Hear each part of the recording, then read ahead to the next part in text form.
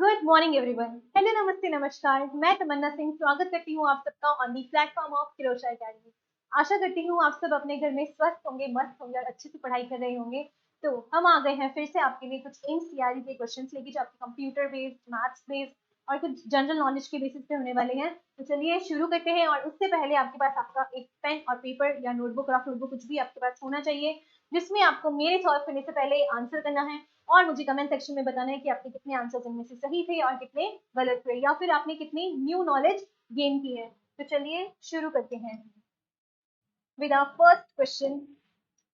ये रहा, which Indian state is known as the land of 5 rivers. आपको बताना है कि ऐसा कौन सा भारतीय राज्य है जो 5 नदियों की भूमि कहा जाता है। बताओ, बहुत सिंपल है। आप सिर्फ इनके नेम्स, जो भी स्टेट के नेम्स है ना, वो नेम्स देख के भी आप बता सकते हो कि वो कौन सा है जिसको हम लोग लैंड ऑफ 5 रिवर्स बोलते हैं।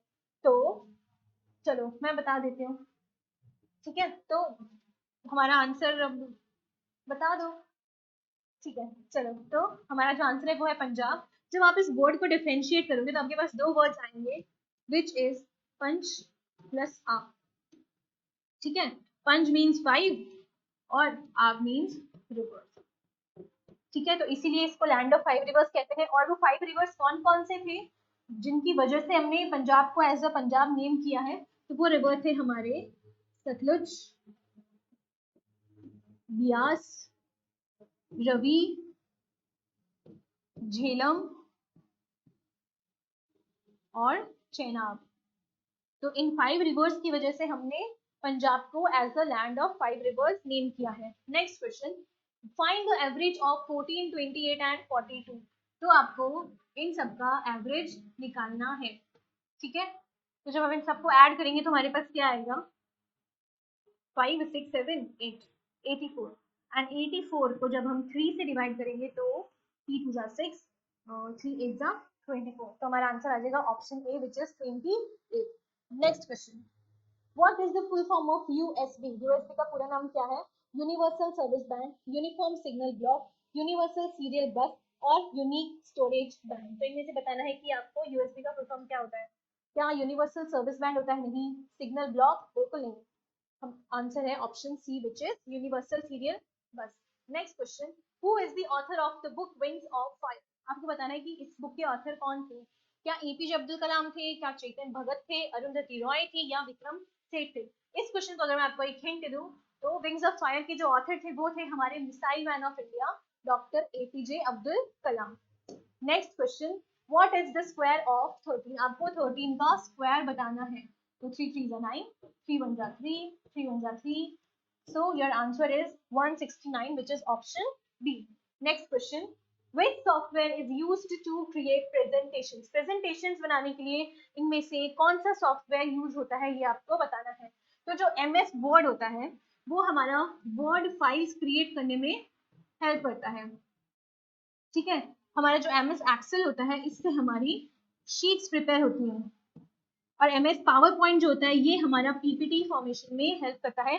और MS आउटलुक जो है ये हमारा जीमेल और कैलेंडर मैनेजमेंट में हेल्प करता है। तो हमारा आंसर क्या हो जाएगा? Option C, which is MS power point. Next question, what is the capital of Australia? Australia की राजधानी क्या है? क्या वो सिडनी है, मेलबर्न है, कैनबरा है और पर्थ? इनमें से बताना कि कौन सी है जो ऑस्ट्रेलिया की कैपिटल है। तो हमारा आंसर हो जाएगा option C, which is Canberra. Next question, what is the cube root of 27? आपको बताना है कि जो 27 है वो किसका क्यूब रूट है। तो बताओ किसका है भाई? क्या 3 को 3 टाइम्स मल्टीप्लाई करने पे 27 आएगा? बिल्कुल आएगा। तो आंसर कर जाएगा option B, which is 3। Next question, what does ROM stand for? आपको बताना है रोम का फुल फॉर्म। तो क्या रोम का full form read own memory होता है, रैंडम ओनली मेमोरी होता है, रीड ओनली मेमोरी होता है या रन आउट मेमोरी होता है? दो तो मैंने ऐसे ही हटा दिए। क्या होता है इसका? Read only memory.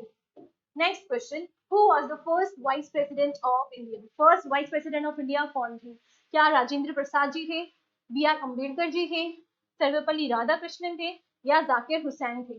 तो इस क्वेश्चन के लिए अगर मैं आपको एक हिंट दूं तो उनकी याद में जो फर्स्ट वाइस प्रेसिडेंट थे उनकी याद में हम आज की टाइम में टीचर्स डे सेलिब्रेट करते हैं। तो वो कौन थे? Sarvepalli Radhakrishnan. Next question, solve 18 + 24 divide by 6। तो इसमें कोई भी ब्रैकेट नहीं है, हमें बॉडमास के रूल के थ्रू जाना है और उसमें सबसे पहले डिवीजन आता है। तो जब हम 24 को 6 से डिवाइड करेंगे तो 6 × 6 6 6 4 × 24 आता है और 18 में जब 4 ऐड करेंगे तो हमारे पास आएगा 22 which is option C. Next question, which key is used to open the start menu in Windows. तो विंडोज में अगर हमें स्टार्ट मेन्यू को ऑप्शन को सिलेक्ट करना है, ओपन करना है, तो कौन सा की को हम लोग प्रेस करेंगे? क्या वो कंट्रोल होगा, ऑल्ट होगा, विंडोज की होगा या एस्केप? एस्केप तो हम एग्जिट करने के लिए यूज करते हैं, तो हमारा आंसर हो जाएगा option C which is Windows key. Next question, in which year was the constitution of India adopted. कौन से ईयर में इंडिया का कॉन्स्टिट्यूशन जो है वो अडॉप्ट हुआ था? तो वो ईयर था 1949।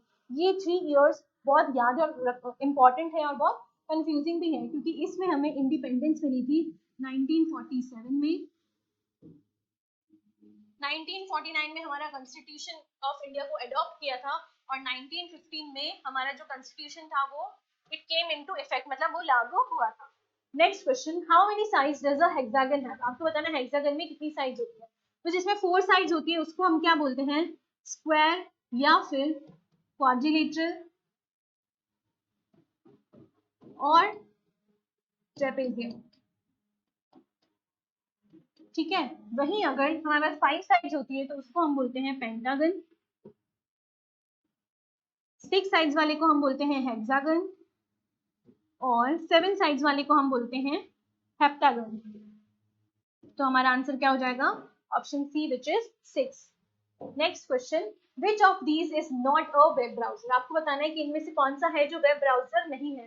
वेब ब्राउजर क्या होता है? जो हमें किसी भी चीज को किसी भी चीज के ब्राउज करने में हेल्प करती है। जैसे कि गूगल क्रोम है, तो क्या आप गूगल क्रोम पे कुछ ब्राउज कर सकते हो, कुछ सर्च कर सकते हो, कहीं से इन्फॉर्मेशन गैदर कर सकते हो? बिल्कुल कर सकते हो। मोजिला फायरफॉक्स ये बहुत पहले जब 2G 3G का जमाना था तब यूज हुआ करते थे और इंटरनेट एक्सप्लोरर भी तभी यूज हुआ करते थे। तो ये दोनों भी हमारे वेब ब्राउजर हैं। लेकिन जो एडोब रीडर है ये हमारा पीडीएफ एडिट करने में यूज होता है। हमें कोई भी अगर पीडीएफ एडिट करनी होती है तो ये हम उस चीज में यूज करते हैं, इसीलिए ये हमारा आंसर है, क्योंकि इसने पूछा not a web browser. Next question, which planet is closest to the sun. ऐसा कौन सा प्लैनेट है जो सन के एकदम क्लोजेस्ट है? तो वो कौन सा है? क्या वो अर्थ है, वीनस है, मर्क्यूरी है या मार्स है? तो कौन सा प्लैनेट है वो? Mercury which is option C. Next question, is 12 pens cost ₹144, what is the cost of 1 pen. अगर 12 पेन 144 कॉस्ट कर रहे हैं तो एक पेन की कीमत क्या होगी? तो जब 12 पेन की कीमत 144 है तो एक पेन की कीमत हो जाएगी 144/12 इंटू 1 और ये हो जाएगा 12। तो एक पेन की कॉस्ट कितनी हुई? चलो, which of the following is a search engine या फिर वेब ब्राउजर भी हम जिसको कह सकते हैं सर्च इंजन। तो क्या जीमेल एक सर्च इंजन है? बिल्कुल नहीं, ये तो हमारा जीमेल स्टोरेज का काम करता है। क्या गूगल एक सर्च इंजन है? बिल्कुल है। क्या फेसबुक एक सर्च इंजन है? नहीं, ये तो एक सोशल मीडिया प्लेटफॉर्म है। क्या आउटलुक एक सर्च इंजन है? बिल्कुल नहीं, ये हमारा जीमेल और कैलेंडर मैनेजमेंट का काम करता है। तो हमारा आंसर क्या हो गया? Option B which is Google. Next, what is the national aquatic animal of India. India की नेशनल एक्वेटिक एनिमल के बारे में आपको बताना है कि नेशनल एक्वेटिक एनिमल कौन है। क्रोकोडाइल है, शार्क है, रिवर डॉल्फिन है या ऑक्टोपस है? बताइए कौन है? वो है हमारी river dolphin. Next question, what is the value of 7 square plus 2 square. तो 7 का स्क्वायर जब हम करेंगे तो हमारे पास आएगा 49 और 2 का स्क्वायर करेंगे तो आएगा 4 और इसको जब ऐड करेंगे तो हमारे पास आएगा 53। तो your answer is option B which is 53। तो आज के 20 क्वेश्चन हमारे यही समाप्त होते हैं। आशा करती हूँ आपको ये सेशन पसंद आया होगा और अगर कुछ आप डाउट्स शेयर करना चाहते हैं तो हमारे कमेंट सेक्शन में कर सकते हैं। So with this, thank you and all the best.